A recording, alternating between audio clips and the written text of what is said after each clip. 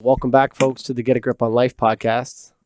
Today's show is with a military spouse, and we're going to talk a little bit about some sensitive issues. It's going to be fun, but interesting, and hopefully helpful to some of you out there. But if you want to start your own podcast or make some of your own digital video content, go to getagripstudios.com. That's getagripstudios.com. Hello, Annette. How are you? Good. How are you? Good. There's a lot of things in your bio I want to talk about. I don't know where to start. Let's start off with what a chemical officer is. So you served in Iraq and Afghanistan. So is that two different tours? Yes, two different tours. What's a chemical officer, just for people listening? So it deals with neurological, biological radiation exposures. And so we train to keep everybody safe if anything were to go off, a chemical bomb, anything that deals with chemical warfare. We train them how to put the suits on and pretty much save yourself and save everybody else. Wow. And were you in the Army or Marines? Which military service were you in? I was in the Army. Okay. So U.S. Army. Now, yes. Your position, did you see combat? You were obviously in harm's way being in Iraq and Afghanistan, but were you close to the front where the soldiers were, or were you kind of back and supporting and training them? I was back supporting. And so you were in the base there and teaching them to use the gear and all that kind of thing? Yes. When I went to Iraq, I was actually in charge of troops. So I was a commander. Wow. And so I had to make sure that they were trained to go out on convoys and help support the other units. And in Afghanistan, I was also behind the scenes, just keeping track of everybody.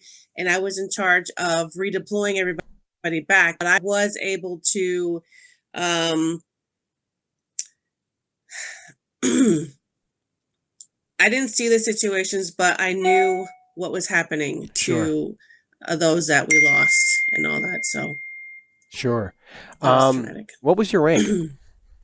I was a major. A major. I saw you got a little emotional there with that. Let me ask you, how difficult was it to train these soldiers and send them out, and then to see not all of them come back sometimes, or some of them come back very injured or even lightly injured or whatever? How difficult was that as a commander? It's scary because you're in charge of your own little family out there, and you need to make sure that they're mentally and physically prepared to go out and do the mission. And I was just, it's like I was their mom and they were my kids, and it's stressful. It's hard. But I knew, they were ready, and we trained them the best that we can. And, they were there for a reason. So that's what we're prepared to do. That's why we do what we do. It's funny because my son was telling me that he wants to join the Canadian Army and he wants to be a police officer. And I said, well, those are great careers. But I explained to him, you know why they call them heroes, right? And he's like, no, Dad, I don't understand. Like, it's all glory. I said, no. The reason they call them heroes is because it's actually a very difficult, dangerous job to do. And when people do those jobs, whether they're in the Army or they're serving in the police force or different types of military careers, there's a risk that is inherent in it that when those risks are overcome or when those risks are faced, that's what makes them heroes. It's not the glory, it's the danger. Yes. What attracts people to that? Like, even my son as a young man, he's 14, he wants to really go and be in the Army and serve his country and be in the police force and serve his community.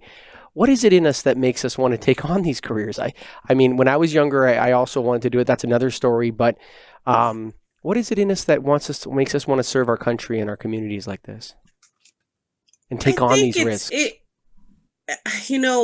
I think it has a lot to do with wanting to do something ourselves, and we want to also help protect our country, even if there's risks involved. I mean, that's I that's why I wanted to join, and that's why my son wanted. He's talking about it. He wants to do something that's going to make an impact, that is going to um just be, I think, maybe something that we feel like we're fulfilling, some major role in our lives, that we want to make sure that we leave behind some kind of legacy. We want to be remembered. I mean, I just talking to other soldiers that want to join. They just want to do something bigger than themselves. Hmm. They want to help.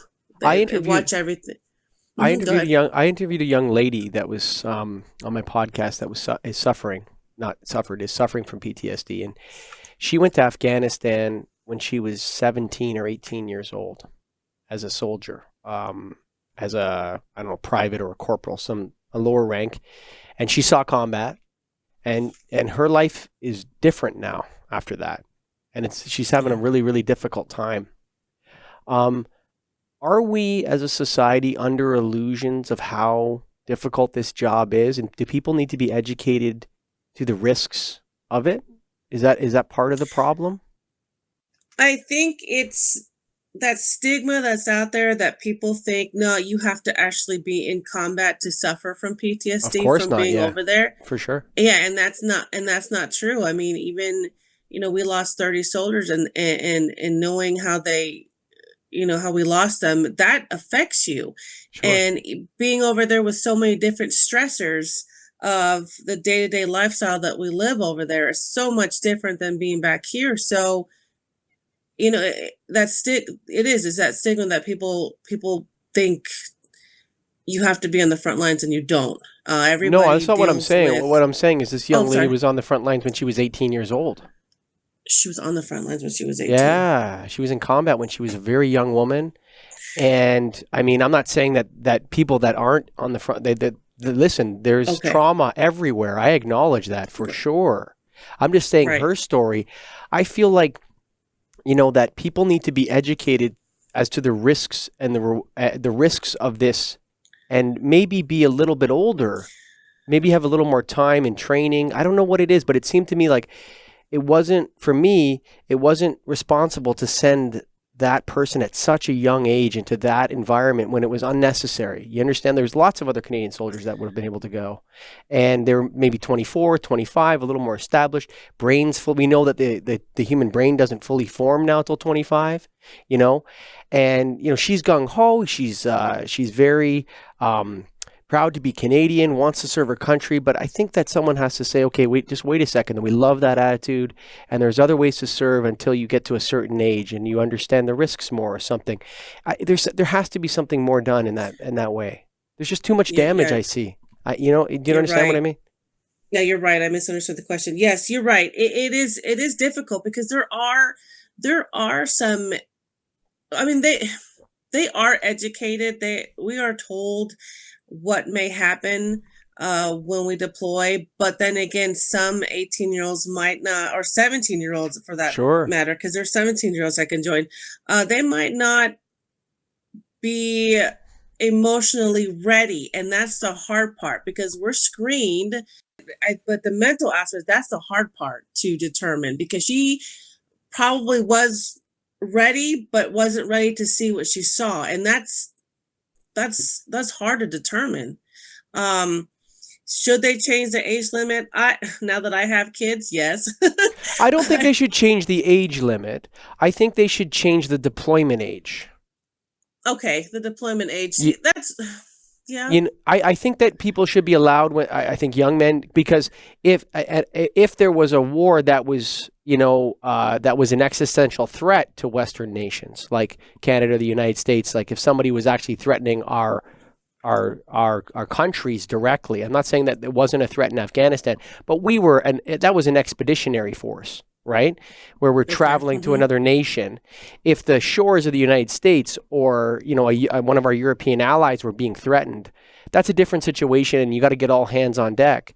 But in these times of volunteer service, in these times of deployment, I think maybe you can join when you're 17, but you need your 3 years of training. You need to understand PTSD, and you can't be in a deployment situation until you're 23 or 24, 21, or some age where there's a little more information, a little more maturity. Um, even the risk-taking aspect of a young person is not fully developed until they're in their 20s either. We know this. Like neuroscientists know this, that Yes. particularly young men, and probably a certain percentage of young women as well, get into these games of exacerbating the risks, right? Where I can jump off the higher rock than you. No, I'm going to jump off the higher rock than you. I'm going to jump off the rock and do a backflip. Or skateboarding, and you see this kind of exacerbated risk, and that's a young person's brain in development, testing themselves, right? And I'm not sure an expeditionary war in a foreign land is the right place to be developing that. I don't know. I'm just saying it. I mean, you would know way more than me about it. So, do you agree with that? Now that you're putting it that way, I didn't think about it before because we're just so used to that culture. You sign up when you're 18 for some, and if they have to go to war, you go to war. I mean, now that you're saying it, you're right. We're sending people to war that can't even buy alcohol yet, Yes. or they're just able to buy cigarettes. So They can't vote. They can't vote. No, and you can't even vote, right? So yeah, I mean, it would probably be a much better or wiser decision to wait for them to get more training in all aspects, mental health and all the other ones too, until after 21, because it's a whole different world out there, and to be able to grasp all that it takes a toll on you. So yeah, I agree. I often listen to the Jocko Willink's podcast, and he's a hero for sure. I mean, that guy is just a great leader as well. He's a former U.S. Navy SEAL, and he does a podcast. I read his book on leadership with Leif Babich, I think his name is. And I was listening to him, and those guys in those groups are super highly trained guys, and they're mature, they're men, and they're women. They're not teenagers or very young men.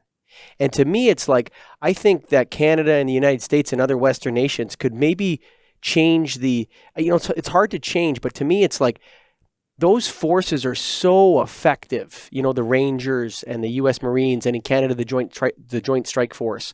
They're so effective, those soldiers. They're so well trained, the gear they have and everything.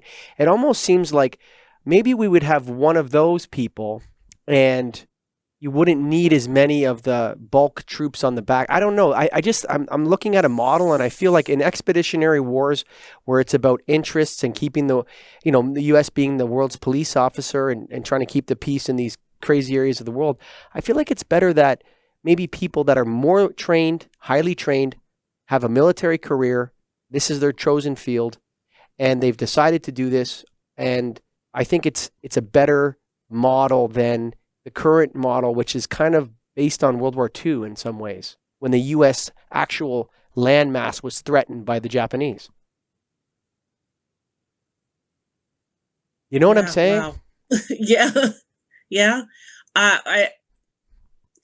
We have to think, do we have enough of those? So then the rotations, and it's bad enough that we go out there for 12 to 18 months, or come back for 6 months, go back again for 6 months. We have to make sure we have enough of those trained specific soldiers to do all that. It's a very tough decision to make, and I don't I don't know how that can be fixed. Yeah, I really don't. That's a Pentagon level issue, I think. But to me, when I Right. look at it, you see like the Navy SEALs. It's like 1,000 to 1 or 10,000 to 1 sometimes, the kill ratios, and that when they're fighting against these other soldiers. They're such good soldiers. It's really unbelievable how good Right. the Rangers are, and the U.S. Navy SEALs and the Green Beret. These guys are really, really good. Maybe we could expand that force and save the reservists and the lesser. And don't get me wrong, those guys are well trained as well in Canada and the United States. But maybe let those guys grow into it a little bit more, extend their career a little bit longer in the military? Because the military is excellent for young people, except when they come back and they have PTSD, and then it's like, how do you deal with that? It's so tough, man. When you see that. It is. It's very tough. I don't know what the right answer is, because there's just so much, so much more involved, and it's at Congress. They need to, and they're working on it. I want to say I've been to a couple of meetings up there, and they're looking at all the the results from coming back, and they're trying to make changes. It's not easy. I don't know how that they're looking at it. Yeah, So hopefully sooner rather than later. for sure. What is PTSD? And I'm not talking Post. technical. I know what I think most people know what it stands for, right? Mm-hmm. But and I think there's a lot of medical definitions. What does it mean to you when you talk about it? I think people want to hear, like, from the actual, let's say, the trenches, right? From somebody who Mm-hmm. deals with it every day. What is it? It's a daily struggle. It's some days being completely depressed and not having the ability to just function a normal life, and then there's some days where I'm completely motivated and I want to go change the world, but it's negative thoughts in your head. It's fear. It's little triggers here and there, depending on case by case basis. But it's also before it was a struggle that I didn't want to talk about, because I was afraid people were going to look at me differently, or whoa, she's got something wrong with her, Mm-hmm. or how is she okay right now, or is she, it's just being looked at differently.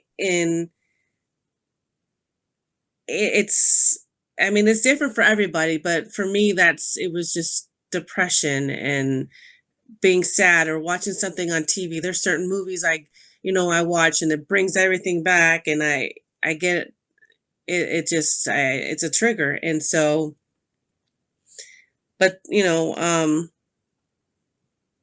I often I often sit here and say, well, I'm not as, it could be worse. I could be, God forbid, the soldier who actually saw his buddy being shot at, or dying right there But in front of him. I didn't. isn't that kind of thinking kind of part of the I'm not saying, I want to use the right words here because I'm very sensitive to your situation.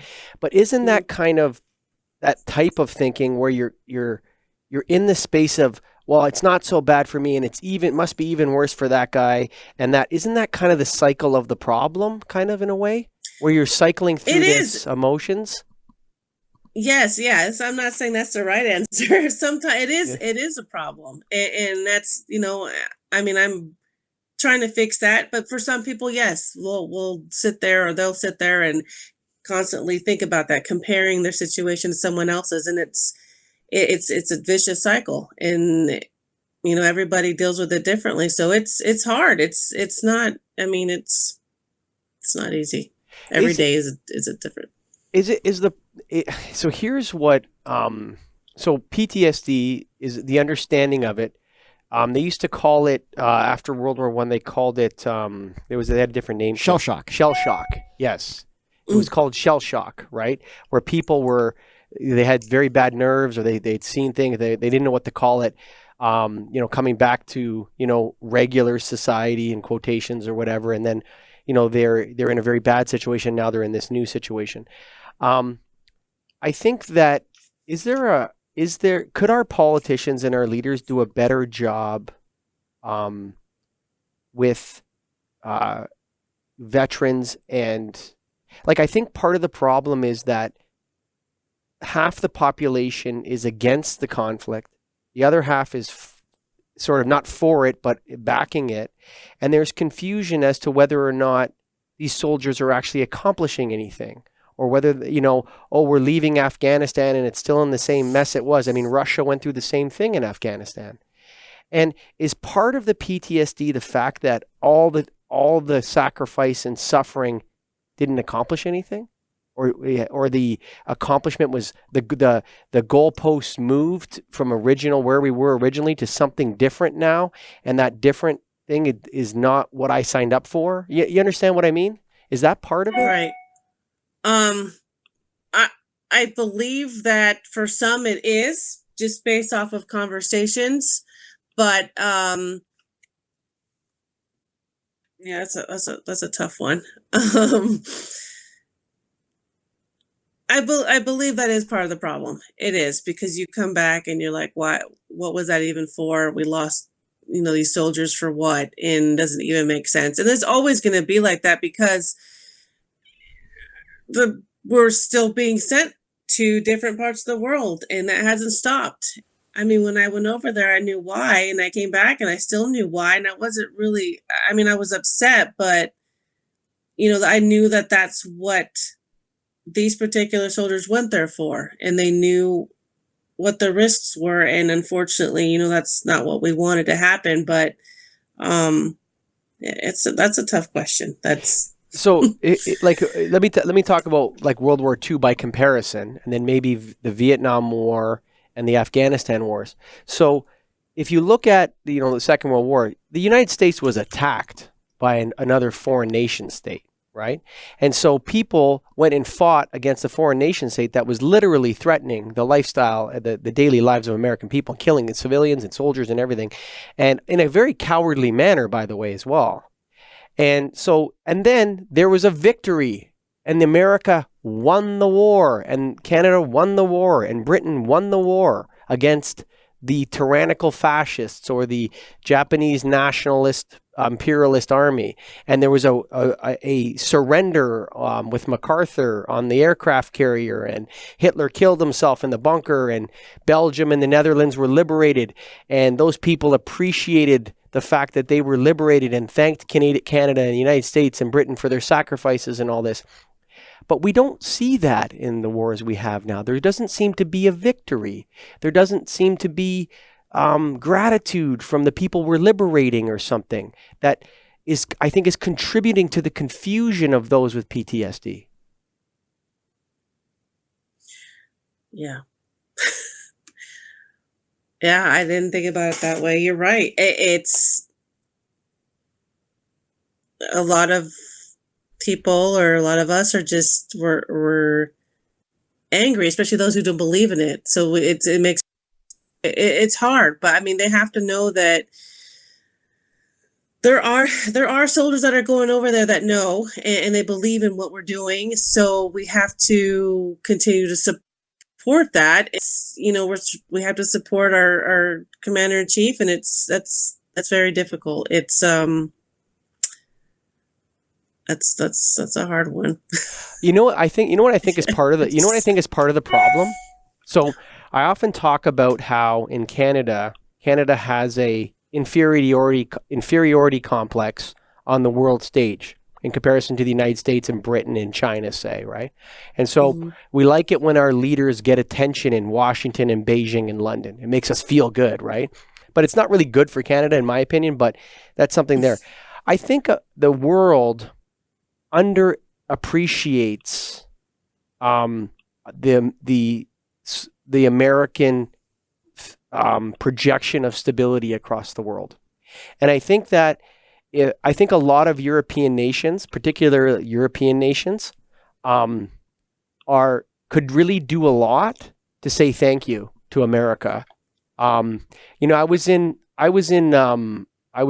Kentucky recently, and I was in the airport, and I was waiting for somebody in the airport, and a couple beautiful young guys came into the airport.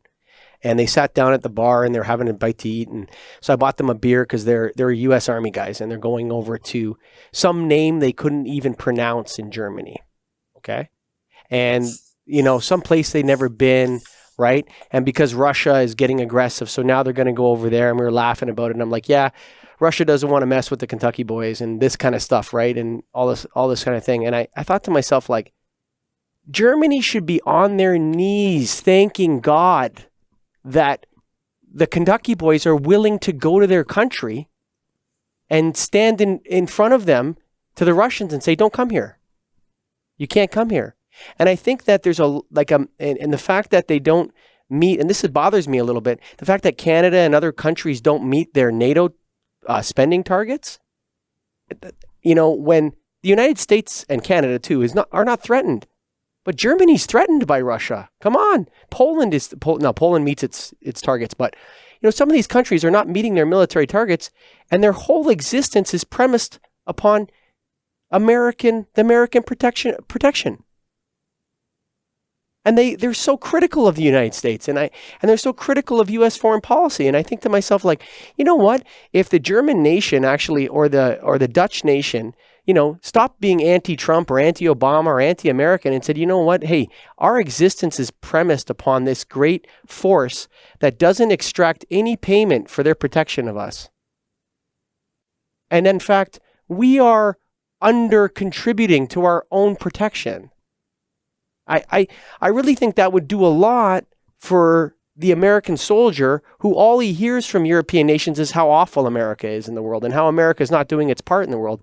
And I disagree with that premise wholeheartedly. I think that we could do more in terms of maybe selecting the conflicts that we get involved in. And I mean, parts of the world in the Near East and that are very complicated areas of the world to deal with. But I mean, their entire existence of those nations is premised on American strength and American power and American political compromise and American bravery and courage.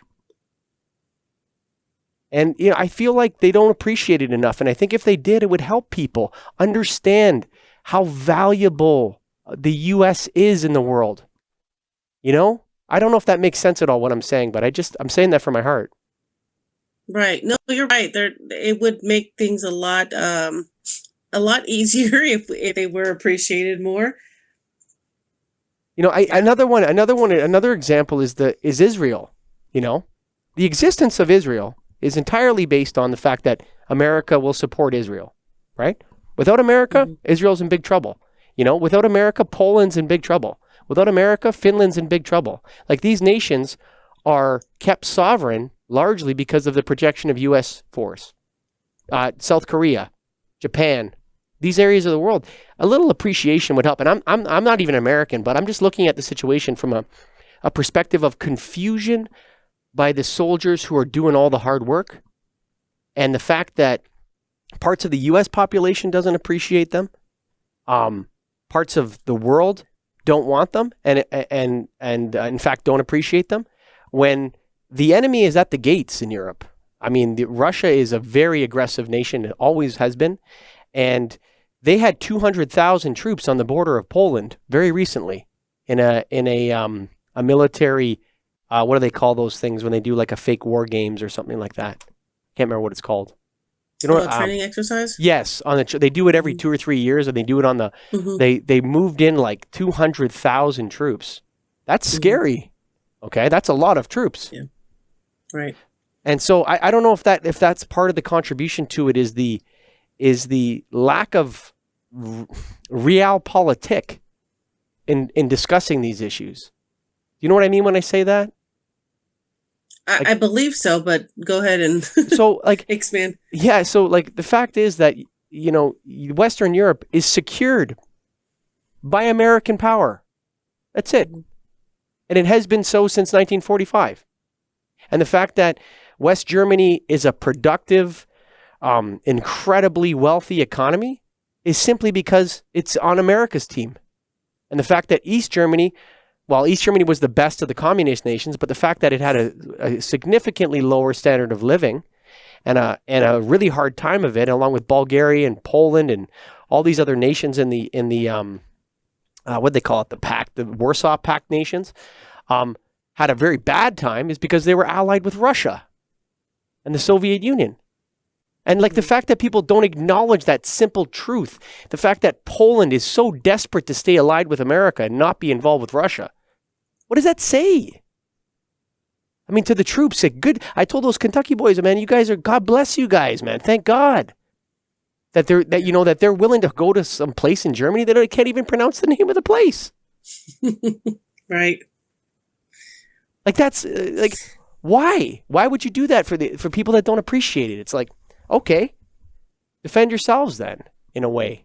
But, America Yeah. doesn't want that to happen because, there's like a projection of power. But I really think the world could think about these things in a lot simpler way, Annette, and it would make things a lot easier for the soldiers doing their jobs.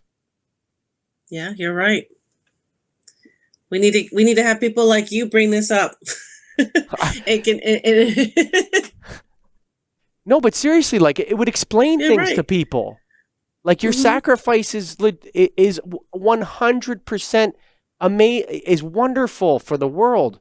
And, sometimes war is not a perfect art. I'm sure you know that. I mean, it's tough when you're fighting wars, when you're Right. pointing guns at people. But Hmm. someone's got to do it, Yeah, you're right. and Absolutely. and thank you for having the courage and bravery to be able to do that, man. And, now that you're back, I mean, you look at a situation like Afghanistan. That's a tough situation there, to be in.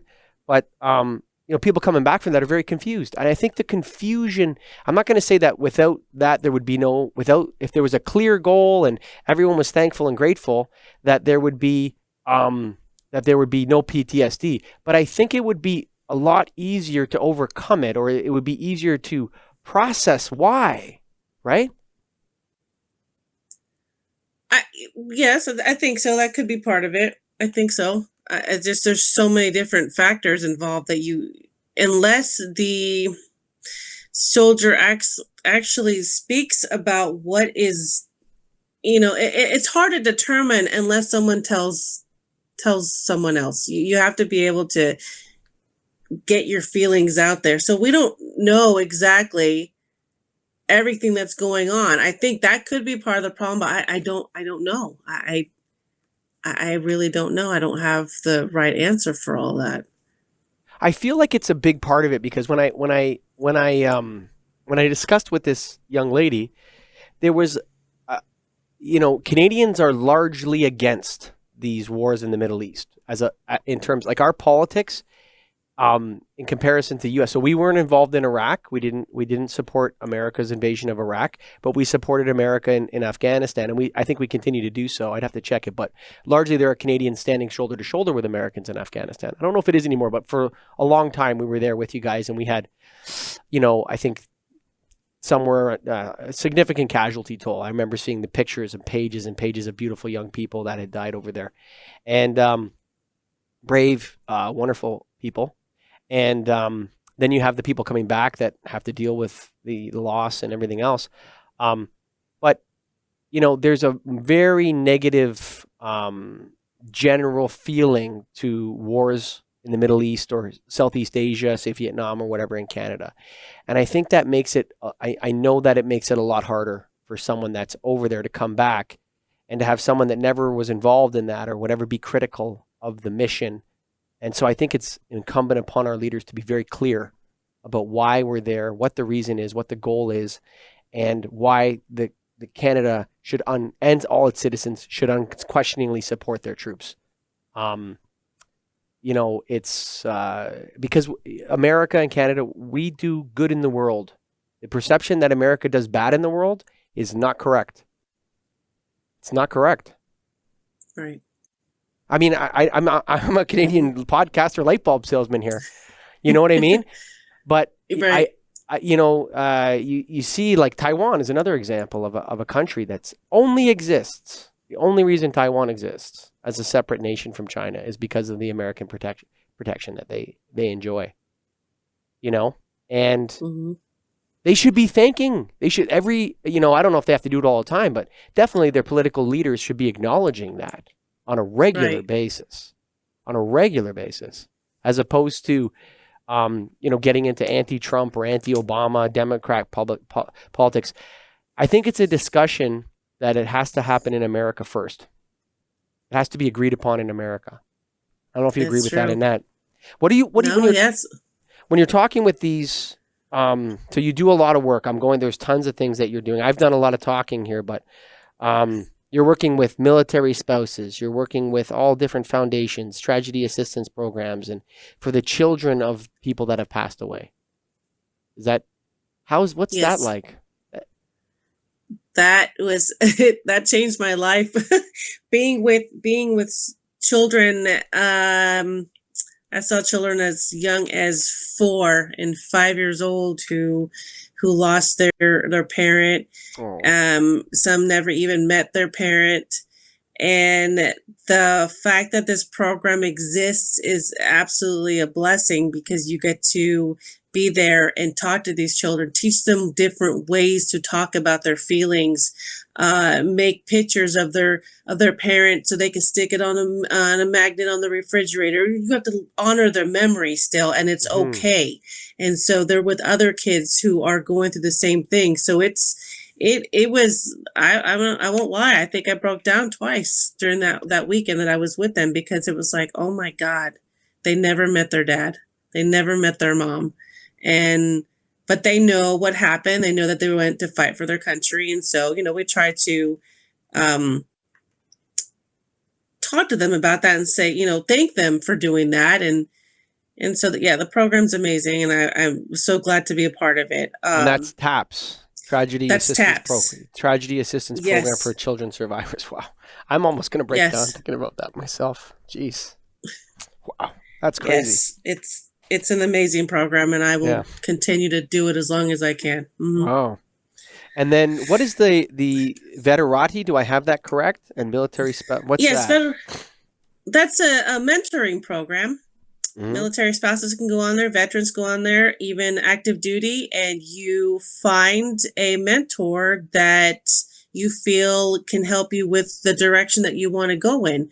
And so I've spoken to people who are trying to figure out if they want to be an entrepreneur, or should they go back into the workforce as a contractor or civilian, and find their passion, and so I It's like try a to help. it's help them transition.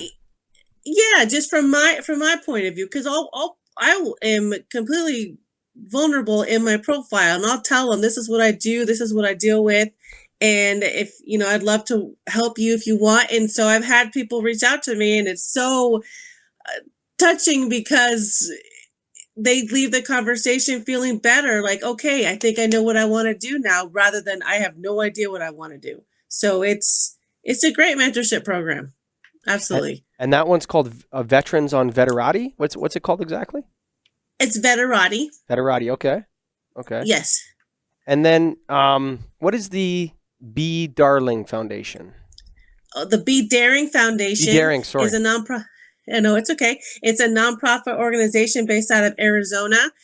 They educate college campuses on mental health. So we both are trying to end that stigma, and we hold fundraisers and walks, 5K walks, to provide resources, and try to help the also law enforcement and first responders. So we Mm. bridge the gap on a mental health. So So it's when great. the stigma on mental health, so she's crazy, for example, or she's just a crazy lady, or um, one of the things that I find that when because I've discussed mental health issues on this show a couple times, and I think that there still is from the general population that goes to work the 9 to 5 every day, there's a lack of understanding, I think, when it comes to what mental health means for people. Like, it's like, I understand mental health. Sometimes I get depressed, and then I get up, I have a shower, and I go to work, right? And then I feel better. But Mm-hmm. what is it that people who are, mentally healthy, for example, Mm-hmm. um, what is it that they need to know um, about the stigma of mental health, or how they're contributing? Because these are good people. We're not saying that people are going out of their way to be mean to anybody or anything like that. They just don't understand what it is. Mm-hmm. What do they need to know, Annette? I think you need to be cognizant of what you say to people. What I mean by being careful is, you can't. Sometimes a person can say, okay, just get over it, it'll pass. And that's not always the case for certain people, especially if you've been if you are involved in a domestic violence or you are in an abusive relationship, if you were raped, whatever the case, all those things are there. People handle it differently. So if someone's talking to you about this and they're opening up to you, don't sit there and say, oh, you could just get over it. It'll pass, because you can't. So people that are dealing with that, they have to just deal with it on their own. Sometimes they just want you to listen. They don't need you to sit there and tell them to get over it. It's just that's just what I've noticed. That's the conversations I've had with people. You just need to be cognizant of how you approach other people or talk to other people. It's just there's triggers, and there's just so many things involved that not everybody can get over it just as quickly as someone else can. So we just need to be, I think that we just need to tell people that you just can't, not everybody's okay. We all handle it differently, but it's okay to not be okay, so Yes. just Do people have the right not to listen, though? You know what I mean? Yeah, you don't have to listen, How would you but do? don't How would you judge do? them. Yeah. Okay. Okay, I get it. I think that so I've interviewed some people. One of the podcasts wasn't released. Okay, and he was talking about addiction, and masquerading, his criminal pathological behavior as an addiction.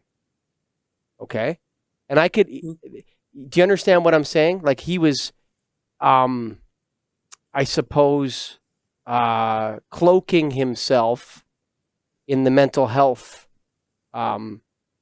blanket, when really I felt like he was a pathological predator. And Okay. You understand what I'm saying? And I think Right. that there's a difference between, see, I think one of the things that is kind of problematic in the mental health arena is that people that are actually of bad character, you see, there's a difference between being of bad character and having a mental health problem, right? Right. And right. I think sometimes there's some confusion when people are allowed to masquerade their criminal, pathological, predatory behavior as a mental health issue. You know what I'm saying? Yeah, that's wow. And that happens, believe me, because I've interviewed one of them on my podcast. And I was talking to the guy, and I've talked to people. I'm very sensitive to people that I want to talk to them. I want to understand. But what I felt that was coming from him wasn't a mental health issue. It was he was a pathological predator, and would continue to be so had he not been caught.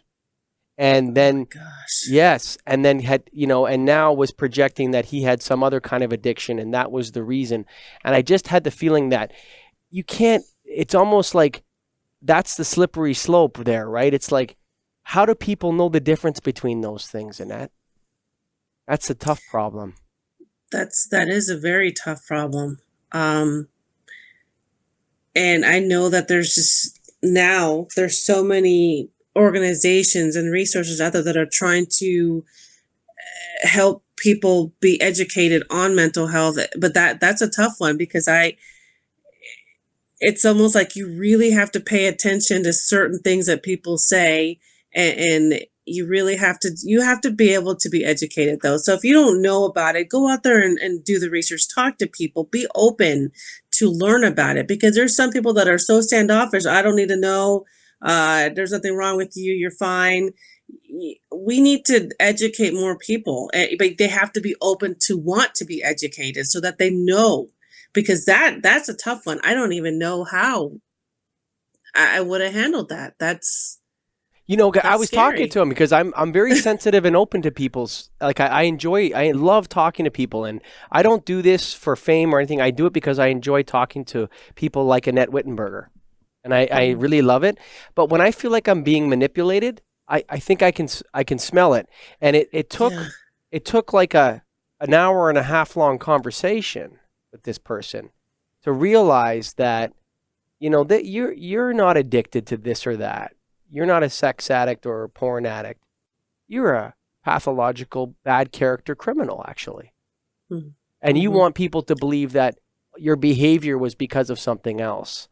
And I interviewed someone else as well, that, and I think that's the tragedy of it. In that sense, that's where it's going to get really difficult for people because, Mm. you know, so many people are sensitive and they want to help and they want to reach out, and then there's people out there that, oh, I can use that to manipulate people, or I can use that to Yeah. disguise, and I feel like that's really sad, actually, in that.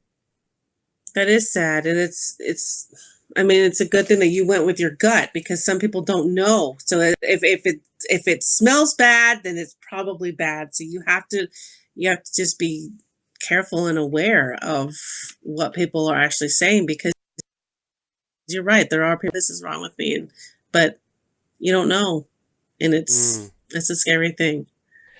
Tell me about your blog, A Wild Ride Called Life. So I started that, it'll be 3 years on 1 November.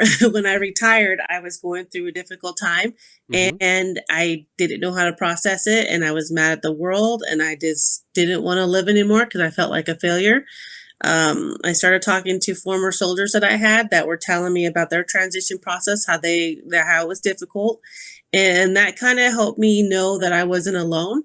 So I started writing about it. And then after a while, I decided to make it public. And it was very scary because people who didn't know anything were now starting to know. Hmm. And I think I might have lost some friends because they didn't know what to say or how to deal with it. But Mm. I started to learn to not be afraid anymore because Mm. I knew that if my suicide attempt would have been successful, then, um, I wouldn't be here to be on the path that I believe God wanted me to be on. And so, so I'm really heavily involved in that now where I will just share my story in order to help other people. What is it about writing and testimonies that are therapeutic? Because there's often people report that when they write their problems down or they record them and they're like in a piece of paper, this is what it is, or this is what I'm feeling. Why is that therapeutic? And then why is it even more therapeutic to then share that testimony with others that are suffering? What is it that it does? I, am able to face it because I see Mm. it. I'm writing it out, which means I'm actually dealing with it. And Um, although it's hard to write it out because I have to deal with it, it's out there. It's out there now, and I can't hide from it. I no longer want to hide from it. And if I tell someone else and it helps them make a decision that will keep them here on earth, then I will tell it all day long. And I've had people who reached out to me, complete strangers, who have thanked me for being so vulnerable that they were feeling the same way and that they look forward to reading my posts every day. That right there was like, holy crap. People are Hmm. reading, people are watching, they're listening. So I need to keep going. And I think with anybody, no one knows. You don't know who's all listening to your podcast. Maybe they listen to one, just that one that's like, oh my God. And I think that, and I never thought I'd be doing this 3 years ago. Never in my wildest dreams did I think I was going to be sharing my deepest secrets on social media because who does that? Nobody. But now, it's like You can be I've who you helped. are. Yeah, and I mean I've always done that too. I'll never go on Instagram and be like, this is my perfect life. No, it's not. I'm just gonna tell you right now, it's not Mm. perfect, but I'm still here today Mm. and I'm I'm gonna thankful keep for that. going. So thanks. Can I ask you about, I don't know if it's too, and we can cut this out if you want to. Can I ask you about your suicide attempt and how you got there and what happened after and how you came out of it and recovered from it? Yeah, it happened a few times. Okay. I I took pills. I just felt like because of the way that I got out of the army, I wasn't ready. And I mean, I was lucky to be afforded the opportunity to retire, but I felt like a failure. I felt like I cannot believe I wasn't good enough to stay. I had 3 years left and I just, the thoughts overcame me to where I felt like it would be better if I wasn't here, that I was an embarrassment. And so Embarrassment to You who? know, I think just to my family, my peers, my peers who made it this far. I felt like I was going to be judged like, "Oh my gosh, I can't believe she couldn't stay in or she got passed over." It was very hard. And now I know today that, there was another plan for me, but back then it was like all these feelings, just everything. It was dark, very, very dark. Um, but luckily, I had that friend that I could call, and she sat with me as I cried, and I ended up, well, I'm here, but but it was hard because I had to actually admit it, and not everybody feels comfortable to do that, and so that's one of the reasons why I will talk about it, because I want people to know that they're not alone. It's okay, but you have a reason to be here. And whether it's hard to make them believe that, because it was hard for me to believe that. There's something in suicide and suicide attempts that is a combination of worthlessness and shame that kind of seems to overwhelm people like a demonic force or something. And everybody, when someone's going through that, it's like the reaction is to shake them and say, "Are you crazy? Like, we Hmm. need you here. No, get this cloud over you. Get these spirits off of you, or talk to me. Tell me something." What is it? How does that kind of? There's almost like, and it's almost like a surging. When I've talked to people about this, um, there's almost like a wave or like a surge of shame and worthlessness that comes through that just pushes them into the depths of despair. Do I have that right? I'm asking. Yes. Yes, Where does it it is. come It's just, from? Where does it come from? I don't, I don't know where it came from. I had that wave of emotions that were discovering me to where I felt like there was no way out. And I had to be reminded of my kids, like, you're a mom. What do you need? Your kids need you, and all these things that had to be put into my head to where I was like, oh my God, what am I doing? But it's I think something happened to where I was able to listen to that. I was able to hear it. And that's the hard part, is getting people to hear that. I had a friend last week. It was hard for me to convince her. I'm I had I had to send somebody over to check her on her, because it was hard to talk to her about that, because it is nothing you say to someone in that situation is going to help. Um, and for some reason it helped me, but it's very difficult. And I think it's just the way that we talk to them, and you can't shake them. You can't, it's just, it's, oh my God. There's like a fog around them or something. It's hard. It is. It is. It's like a It's fog. It's terrible. like you can't see. No. You talk to people. I'll share something with you. My grandmother committed suicide when my mom was 9 years old. Oh my Okay. gosh. And it was brutal too, because she actually survived and then was in the hospital and died in the hospital. It was really, really, really a brutal situation that my mom went through when she was 9 years old. And that has impacted her family and my family for 2 generations of people, and it's, I don't know how people get into those fogs where they can't see how valuable they are and how much they're needed. It's almost like there's a spirit. I hate to say spiritual, but to me, there's a spiritual element to it. I know mental health is also a disease, and I'm 100% on board with that. But I think there's a spiritual element that helps people heal. Yes. Where your life has meaning. We need you. We need Yes. you, and we need the flawed you, even with all Right. of your whatever it is. We need you, and I feel like people somehow that message needs to go out to people, but when they're in that place, it's so foggy for them, they can't see right. Why is that? Right. Why? I don't know why it is. It's so obvious to the other people around them, like when you're speaking to these Right. people, you're like, come on, we need you, right? Like you come back to us, you know? Right. What is it? Why is it that people resist? Is it the shame? What is it? I, I think it is. It's shame. It's embarrassment. It's all those things. But then that spiritual piece, that I decided to not be so angry with God. And that's a hard thing, because when you talk to people about God, they're like, no, he doesn't. If he was real, he wouldn't have done this, he wouldn't have done that.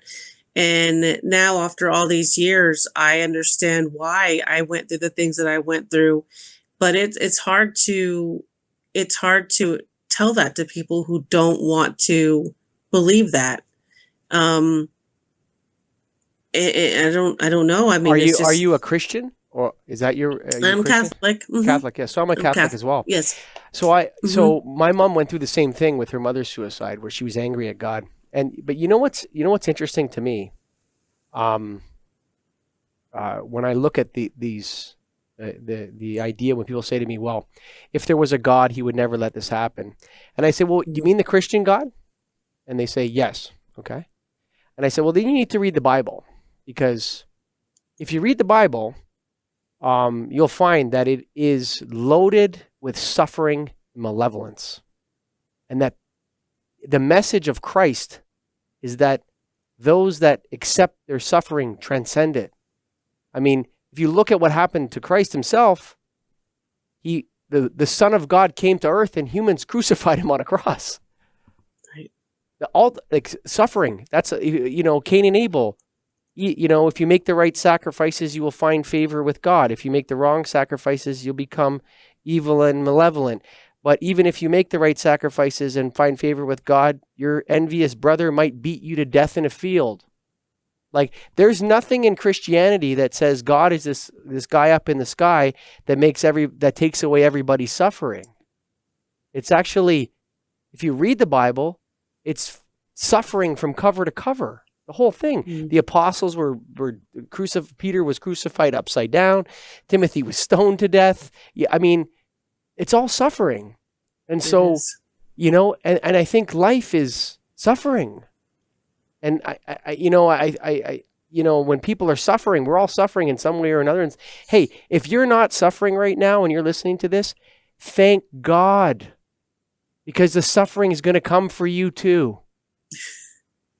You know what I'm saying? You're not. Yeah. We're all going to die. Right. That's our lot in life. And Mhm. so the idea when people say to me that, oh, I can't believe in God because there's too much suffering in the world, I'm like, well, I don't know what God you're talking about, but the God of Christianity, his entire book is about humans who suffer, and the ones that are the best, they suffer the most, including the Son of God, who Yeah. suffered the most. And it's like, Right. even the message of Christianity, like if you're listening to this and I used to be a Catholic or whatever, and you don't believe in whatever, find some spirituality, because I'm a Christian because I believe this: the Redeemer is he who has died and is reborn.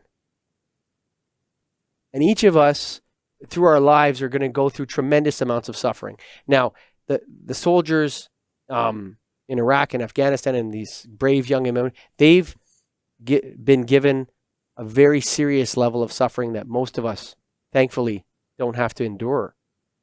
Right. But I think it can be transcended, and that's my hope. Do you Right. believe the same thing? Can it be transcended? Can they get? Is it possible to get beyond PTSD and to maybe a post-traumatic growth, or where you look back at those at times and you say, I was in the darkness, and now in the great Psalm, the valley of the shadow of death. You were there. You were there. Right. Right. I mean, I mhm. so go ahead. Oh, sorry. Go. Oh No, you no. go. I I the when it really hit me that I am here for a purpose was when I was in a car accident last August with my daughter. I was taking her to college, and we got hit right head on, flipped over 5 times is what I was told, and I suffered the most injuries, which I'm glad I did, because would not have ever wanted her to go through what I went through. But it was in that, while we were in the car upside down, and I didn't even cry. I think I was in shock. And I kept, the one thing I kept repeating was, Lord, help us. And after I was sat in the hospital for 5 weeks, and I had nurses and doctors tell me, I don't know how you guys survived. God really must have a plan for you. That's when it hit me, unfortunately. That's when I knew, holy, I don't know how I survived this, but I did. I didn't have internal bleeding, no brain injuries. I'm not paralyzed. I mean, it's taken me a year to recover, but still, I'm here. And thank God for that. Unfortunately, I know. And that's when I knew, wake up, Annette. Wake up. This is it. You were just saved from this accident that nobody knows how you survived. Even looking at it took me like 10 months to look at the picture. Now I know I will try not to. I consciously try when I get into that, when I start to feel like I'm getting in that depression, I try to consciously say, look, okay, be sad. Tomorrow, start over. If you need to take a nap today, take a nap, but don't get yourself into that dark place, because you're still here. So, and that's what I try to share with people, is that it's okay to not be okay, but just try to remember the little things, be appreciative of what you have, because you're still here. And that's what we have to remember, because even with my kids, okay, you're angry. I got it. Get pissed off. Why are you mad? Okay, so what are you gonna do tomorrow? And I used to hate when people do that to me, but but now I'm doing it to them, because I'm like, okay, you have to sit here and think. You got to appreciate the little things. You're still alive. Yeah. And you have a mission, and that's what we need to do. We need to be on that mission that he has us here for. Yeah, we need some mission tactics, spiritual mission tactics too. It is. Yes, absolutely. And I'm guilty of not going to church like I should. I went to Catholic school. I was confirmed, baptized, all that stuff. And I haven't gone to church in a long time, but I believe, I have faith, and I'm no longer angry with him, because I know why he did what he did. Or not why he did what he did, why he put us in the situations that we were in. Mm-hmm. And so. You know what, I'll tell you, as a fellow Catholic, so I'm not perfect. I take my family to church 3 times a month, and we miss the odd Sunday. We got 4 kids. So we times the schedule gets a little wild, right? But I love the sacraments. I think that I absolutely love them. I think they're wonderful gifts that the church gives. And I think that particularly what's interesting is there's something the Catholic Church has that's just way underrated, and that's the sacrament of reconciliation or confession. If you're a Catholic and you're listening to this and you don't use that, that is such a wonderful way to, we're sinners, man. We make mistakes. And you know what the one thing about life is this, is that when you're in that fog or in that dark place, and some of us go deeper than others, as you've mentioned, right? They go darker and deeper, but all of us suffer at times in our lives. And I think what we have to remember is that there's multiple versions of you out there. There's past Annette. There's Annette Major Whittenberger. There's, military Annette. There's, pregnant Annette with her children. There's Annette, the child who had her first communion. There's Annette right now who's on the Get a Grip on Life podcast. And then there's future Annette. Right? Now, you can't choose any of the pasts. You have no control over what happened to you in the past at this point. But future Annette is there's multiple future Annettes, I think, that you can choose to be. And the world needs you. The world needs people we need each American, each Canadian to stand up and to vote in elections. We need you to vote. We need you to participate and as best you can. and and be Right. your best self, whatever that is. And I think it's all these organizations that you talk about, especially the one with the children. Oh my God, I'm so thankful for Yeah. that. I really am. Yes. Yes, it's great. Yes. I have another appointment. Oh man, I wish I could talk to you longer. Maybe we could do it again sometime, Annette. But is there anything else you'd like Awesome. to? Yes. Is there anything else you'd like to tell the listeners, whoever's out there listening to this? I I just want to make sure that people know that they're not alone in whatever they're Mm, dealing with. There is somebody out there that wants to help you. And I always offer up myself. I'm always here to listen any time of day. I people text me, call me, message me, whatever. So I'm here if anybody is ready to talk. And no judgment here. No judgment at all. and I think another message is that the fog can clear too. Yes, absolutely. It can. It can. And it will. You Yeah. just need to be open to faith. Yeah. Try and be open to faith. Annette Whittenberger, thank you for being a guest on the Get a Grip on Life podcast. Thank you so much. No, it's my pleasure. Folks, if you're out there and you listen to this, man, we're going to post all of the links to Annette's social media and all those places on the website, the getagriponlife.com website.